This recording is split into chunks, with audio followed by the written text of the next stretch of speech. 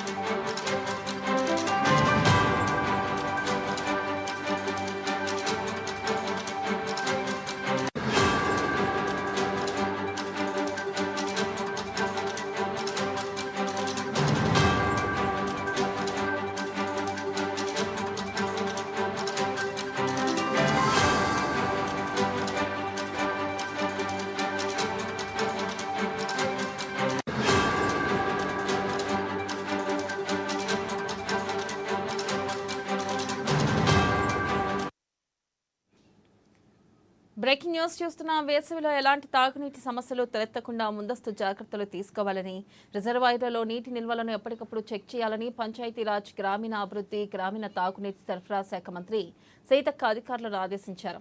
సచివాలయంలో మిషన్ భగీరథపై మంత్రి సీతక్క సమీక్షా సమావేశాన్ని నిర్వహించారు.